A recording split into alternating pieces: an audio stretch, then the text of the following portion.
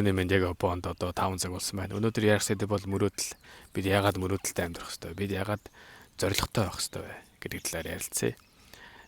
Бидний залуунаас эсвэл одоо эргэн тойрон нөхцөл байдал харж байгаа өнцөг эргэн тойронд байгаа хүмүүсүүдийн газар байршлаас шалтгаалаад бид олон шалтгаан тооцож өнөө маргаашаа бодож мөрөөдөлгүй амьдардаг юм байна.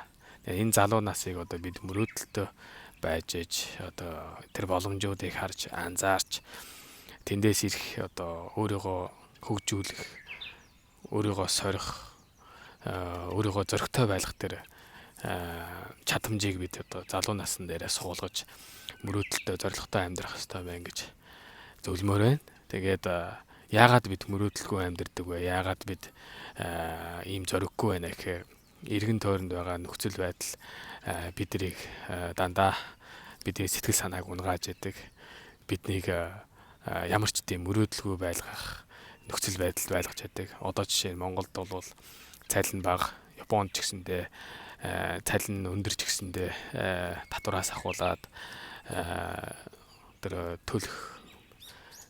төлбөрөөс ахуулаад байрны түрээснээс ахуулаад ингээд биднийг дандаа нэг юм тийм хавчиг байдалд байлгаж мөрөөдөлгүй байлгах тэр нөхцөл байдалд оруулж байгаа ингэж бас харж явах нь одоо магадгүй бидний тархин дотор зүгээр л тэгэл өөрийгөө хаачихсан тийм бодол байж магадгүй.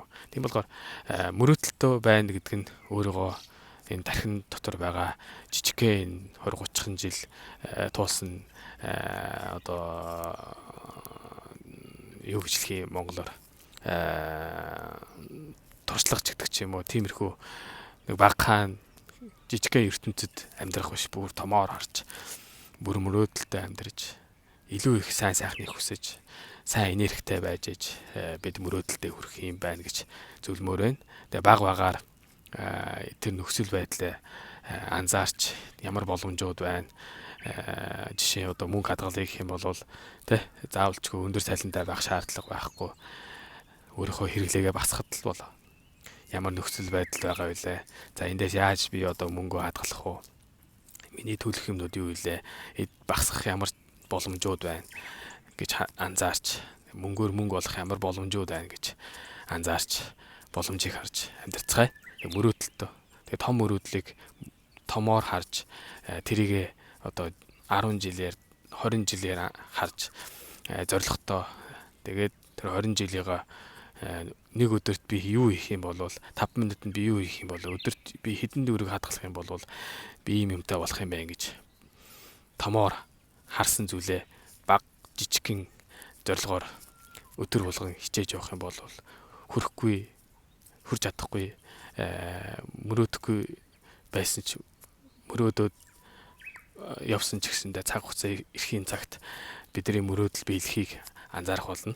Тийм болохоор мөрөөдөлтөө өдөр болгоныг өнгөрөөцгөөе.